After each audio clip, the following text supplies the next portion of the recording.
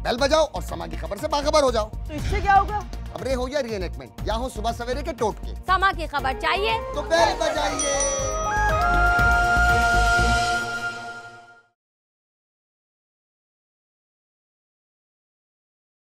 रंज हर रंग के झोली में भरे हैं हमने।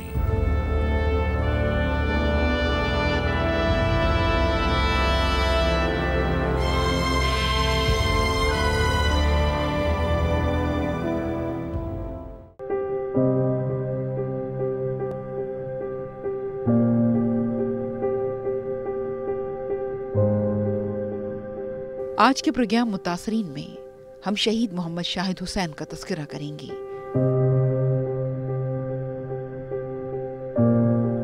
वो मासूम शाहिद जो रज़ाकाराना तौर पर अपनी ड्यूटी निभाते हुए एक दहशतगर्दी का शिकार हो गया।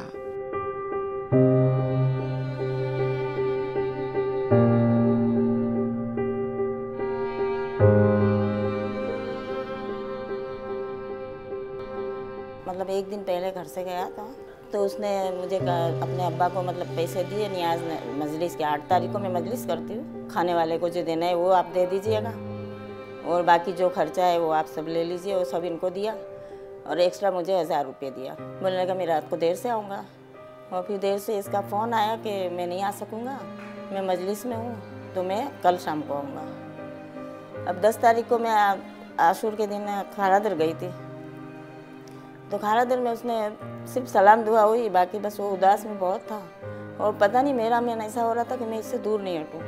इस रूए ज़मीन पर माँ बाप के लिए इससे बढ़कर कोई और दुख नहीं कि वो अपनी औलाद को हमेशा के लिए खो दें। अजीब से बेचैनी तारी हो रही थी मुझे। फिर वापस मैं घर पे गई। वहाँ से जब घर पे गई तो अभी तो जाके थोड़ी देर बैठी थी तो मेरे लड़के का फ़ोन आया, छोटे लड़के मतलब बड़े लड़के का, दूसरे नंबर के लड़के का। कहने लगे मम्मी अपना टीवी चालू है। मैंने कहा नहीं बेटा, मैं तो अभी नीचे से आई हूँ, मैंने खोला नहीं है। क्यों? तो बोलने लगे टीवी खोलो ना। मैं बोली क्यों, क्या हुआ? तो बोले नहीं कुछ हुआ है, आप खोलो। अब टीवी खोला मगर मुझे कुछ समझ ही नहीं आ रहा था। टीवी खोलने में भी मतलब मुझे कोई उसमें मतलब न्यूज़ में भी क्या कुछ बोल रहा है मुझे कुछ समझ नहीं आ रहा था। अब इतनी देर में मेरी नंद का लड़का आया तो मैंने कहा अभी थोड़ी देर पहले तो नियाज दे के गया, ये वापस कैसे आया? और ये भी ऊपर चढ़ के आया है। कभी ये 5 माले चढ़ता नहीं है, वो कुछ देना लेना होता है तो बेल बजा के दे देता है, मगर वो ऊपर चढ़ के आया। मेरे दिल में अजीब सी बेचैनी हो रही थी। तो बस मैं इसी में इतनी मेरे को इतनी घबराहट हो रही थी। इतने में देखा तो नीचे सारे आदमी खड़े हुए थे। औलाद का दूर चले जाना और वो भी एक पुरतशद्दुद वाक़े के नतीजे में एक क़यामत नहीं तो और क्या है।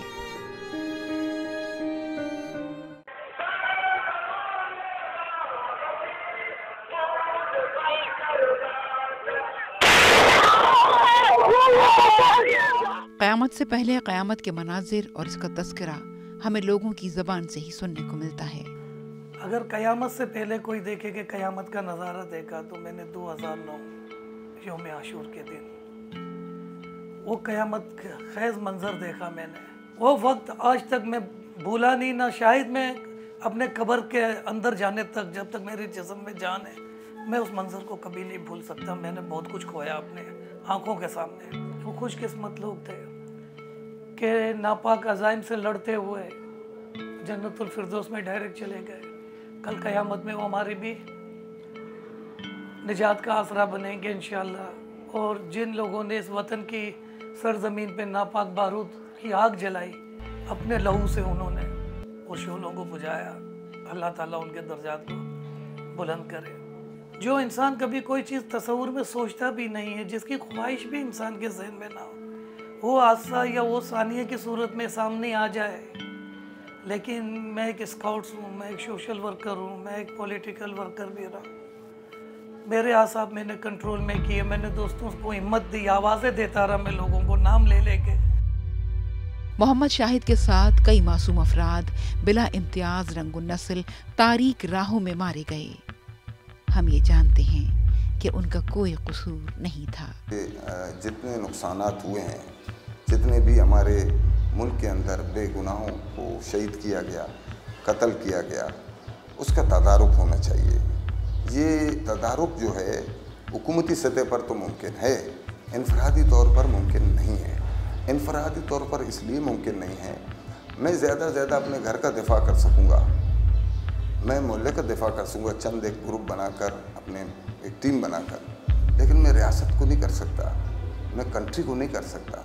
ये काम हमारे दिफा का है, ये काम हमारे उमायदीन का है, ये काम उलमाए दीन का है, हमारे सियासतदानों का है।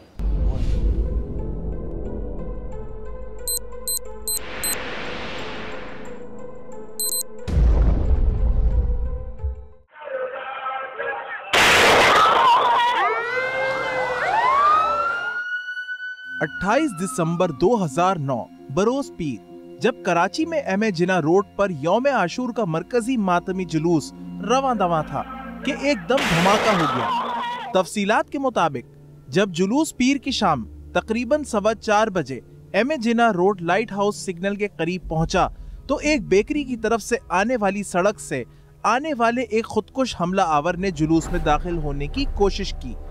इसी दौरान जुलूस के इंतजामात के लिए लगाए जाने वाले कैंप में मौजूद स्काउट्स और रेंजर्स के अहलकार अब्दुल रज़्ज़ाक ने उसे काबू करना चाहा तो हमला आवर ने हौलनाक धमाके से खुद को उड़ा लिया।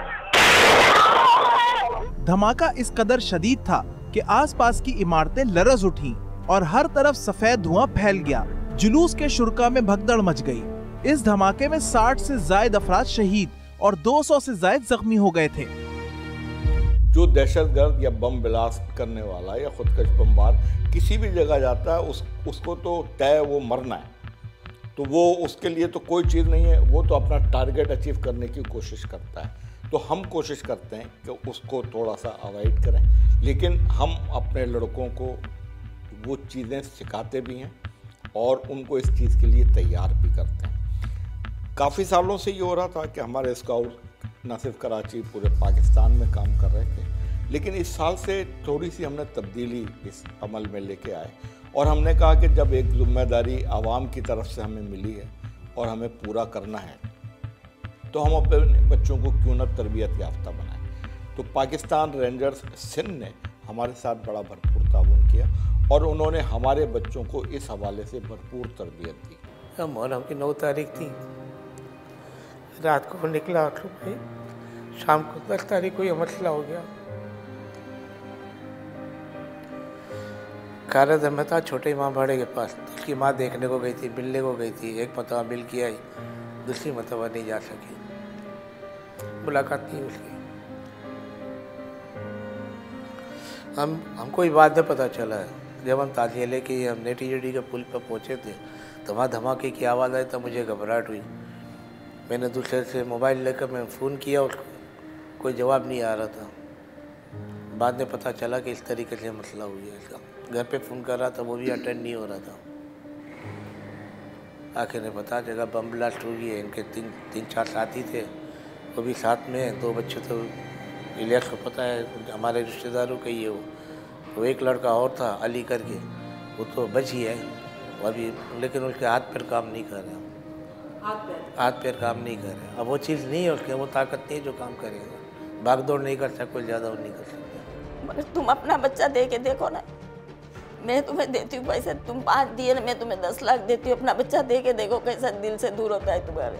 हमारा कोई कारोबार नहीं था, सिर्फ जो वही चलाता था जो कुछ था घर पर, वो आज कोई भी नहीं है। जब इंसाफ का फुकदान होगा वहाँ जो है इस किस्म की खामियां पैदा होती जाएंगी।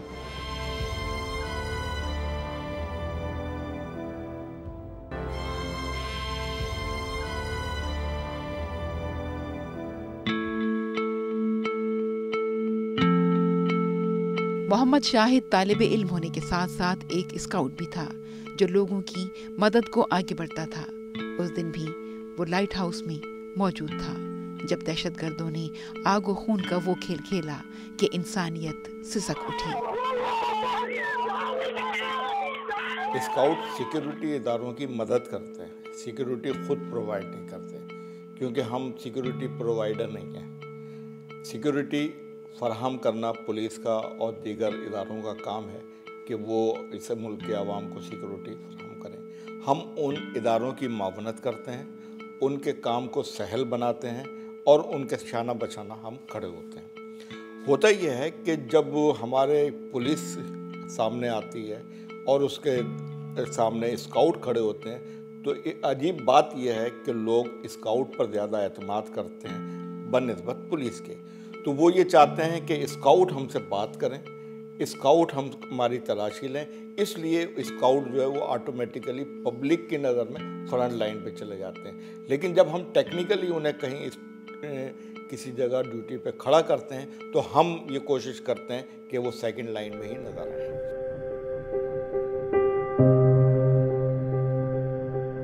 एक माँ किस तरह अपने प्यारे बेटे को भुला सकती है।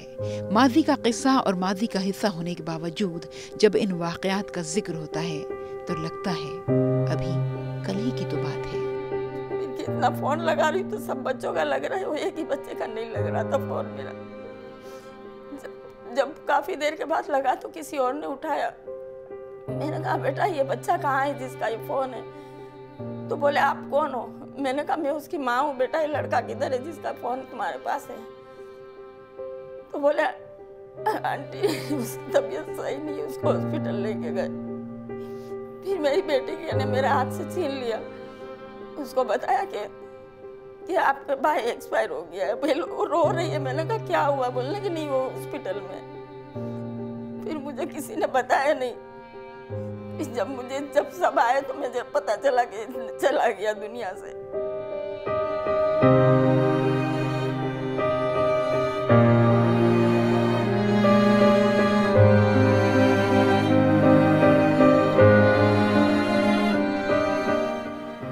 इस बच्चे को क्या बोले, इसी के ऊपर ही पूरा घर चल रहा था। मैट्रिक के बाद सीधा अपना कारोबार संभाल लिया, अपना खुद ज़ाती कारोबार को शुरू किया। किसी ने उसकी कोई मदद नहीं की इसके अंदर। किसी भाई ने भी किसी ने पैसा पाई नहीं दिया, न किसी काम में कोई मदद की। खुद अपने हाथ से इसने अपना सब कुछ जो कुछ करना था अपने किया। घर का पूरा कफिल वही था, न किसी ने लेते। हमको भी उसी के ऊपर ही था। हम भी कोई, हमारा कोई कारोबार नहीं था, सिर्फ जो वही चलाता था जो कुछ था। वो आज कोई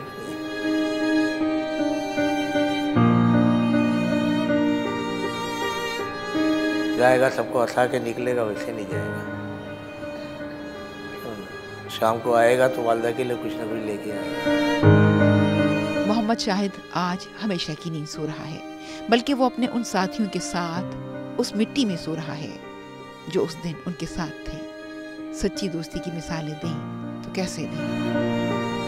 उस वक्त हम दोनों साथ ही थे, बराबर में थे। लेकिन मैं किसी काम की वजह से फेस मेरा बैक साइड पे हुआ था और उसका फ्रंट पे था। मुझे उसकी शहादत की खबर तकरीबन एक महीने बाद, क्योंकि मुझे बताना मुनासिब नहीं समझा था। तो मेरी खुद की कंडीशन टिपिकल थी। दहशतगर्दी की जो फसल वतन अजीज में बोई गई है, शायद इसको मुकम्मल तौर पर कटने और ज़ाया होने में कुछ वक्त दरकार है। मगर उम्मीद का दिया हमेशा रोशन रहना चाहिए कि अवाम अमन चाहती है और सलामती को पसंद करती है।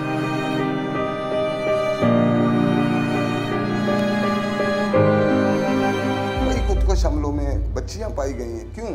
क्योंकि उनको ज़हनी तौर पर वो क्रिमिनल्स, वो हमारे एनिमी, हमारे दुश्मन उनको तैयार करते हैं। वो ऐसे लोगों को चूज़ करते हैं, उनकी ज़हनसाजी करते हैं, उनको पढ़ाते हैं, दिखाते हैं, उनके अंदर इंतकाम का एक जज्बा जगाते हैं। माहिरीन कहते हैं कि रहनुमाओं का फ़र्ज़ है कि वो अवाम को तहफ़्फ़ुज़ फराहम करें। जो हुक्मरान होते हैं, जो सियासी बुनियाद पे आए या गैर सियासी बुनियाद पर आए, लेकिन जब वो इलेक्ट होते हैं, वो सरबराह बन जाते हैं, उनका अव्वलीन फ़र्ज़ है कि वो इन चीज़ों को देखें। इंसाफ, जब आप इंसाफ का फुकदान होगा किसी माशरे के अंदर, जब इंसाफ का फुकदान होगा, वहाँ जो है इस किस्म की खामियां पैदा होती जाएंगी। बारूद और हथियार बनाने वाले हाथ किसके दोस्त हो सकते हैं? अपने दिफा के लिए उनका इस्तेमाल और बात है, और किसी नफ्स पर जुल्म सितम और फसाद की गरज से उनका इस्तेमाल किसी जुल्म अजीम से कम नहीं। उनका जहन नहीं, वो उनका जहन जो है फ्रेश कर देते उस वक्त, तब्दील कर देते कि आदमी कोई किसी को पहचाने। माँ को मार देते, बाप को मार देते, तो आप हम किया उसके आगे। अपने माँ बाप को नहीं वो करते, मना ही करते, उनको मार देते। पता नहीं, शायद इनकी कोई औलाद ही नहीं होगी। इनकी औलाद होती तो ऐसा कभी नहीं करते। ये तो बस आदमियों को मार के पैसे दे के छूट जाते। मगर तुम अपना बच्चा दे के देखो ना, मैं तुम्हें देती हूँ पैसे, तुम 5 दिए ना, मैं तुम्हें 10 लाख देती हूँ। अपना बच्चा दे के देखो कैसा दिल से दूर होता है तुम्हारा। एक ज़माना था कि लोगों ने मस्जिदों में नमाज पढ़नी छोड़ दी थी, ये कह के क्या पता कब बम फट जाए। नमाजियों की तादाद कम हो गई थी, लेकिन वो हल नहीं है। हमें अपनी मस्जिदों को, अपने इदारों को महफूज बनाना है। हमारे यहाँ बड़ी मुसीबत ये है कि हम सिर्फ उस वक़्त जागते हैं जब कोई हादसा होता है। पेशावर में स्कूल पे हमला हुआ, पूरे पाकिस्तान के स्कूल जाग उठे, पूरे पाकिस्तान की पुलिस जाग उठी, तमाम इदारे, तमाम NGO उठ के खड़े हो गए और हर एक का टारगेट था कि स्कूल में जाएं, स्कूल के बच्चों को जाके हिफाजती इंतजाम कराएं। लोगों ने इस बहाने अपना सामान भी बेचना शुरू कर दिया कि जी मैं कैमरे सिक्योरिटी के आप लगा लें, ये फायर एक्सटिंग्विशर्स ले लें, ये ख़रीद लें, आप वॉक थ्रू गेट ले लें। लोगों ने दूसरे फ़ायदे उठाने शुरू कर दिए, लेकिन जो बेसिक मकसद था वो किसी ने नहीं किया। वो ये था कि हमें बच्चों को इस बात की तरबियत देनी चाहिए थी कि किसी भी इमरजेंसी में उनका रिस्पॉन्स क्या होगा। ये तरबियत हमने बच्चों को नहीं दी। हमारे नसाब में कभी सिविल डिफेंस का जिक्र होता था कि सिविल डिफेंस कौन सा इदारा है और क्या जिम्मेदारियाँ, क्या काम करता है। हमारे नसाब में फ़र्स्ट एड के हवाले से मज़ामीन होते थे, स्काउटिंग और गर्ल्स गाइड के बारे में मज़ामीन होते थे। आज नसाब से वो तमाम चीज़ों को आउट कर दिया गया है। आज बच्चे इन चीज़ों से वाकिफ़ नहीं हैं। ये चीज़ें अब हमारे नसाब की ज़रूरत हैं ताकि बच्चे किसी भी इमरजेंसी में खुद निपटने के लिए तैयार हों। आज मोहम्मद शाहिद हुसैन जैसे कई मासूम बच्चों के वालिदैन उनकी राह तकते हैं। वो ये भी जानते हैं कि ये एक बेसूद और लाहासिल कोशिश है कि बिछड़ने वाले कब वापस आते हैं। मुझे कुछ धमाके की आवाज़ है। हम जब नेटी के पुल पे थे, ताजिया लेके गए हुए थे, ताबूत कमेटी का ताजिया हम लोग जो है ठंडा करने के लिए गए हुए थे। वहाँ हमने धमाके की आवाज़ सुनी। जब धमाके की आवाज़ सुनी, धुआं जो देखा हमने बोला यार ये है तो लाइट हाउस की तरफ ही, वो कहीं नहीं होगा। जब पता किया तो वाकई वहीं की थी एम्बुलेंस वगैरह जो भागम दौड़ी हो रही थी। तो बाद में हमने मालूम किया वहाँ से, तो बोले यार ये वहीं पर ही धमाका। अब ये पता नहीं कि क्या है क्या नहीं है। जब मालूम किया कहीं से पता नहीं चला, फिर रात को फिर पता चला। रजब ने मालूम किया, इलियास में ये सब साथ में ही थे। रजब ये सब साथ में वहाँ पे काम कर रहे थे, जितना उठाना करना ये सब इनके ही आदमी था। रात को पता चला कि इस तरीके से शहीद का हुआ। अब इन जख्मों के साथ आखिरी सांस तक जीना है कि इनके दर्द की दवा कहीं नहीं, कहीं भी तो नहीं।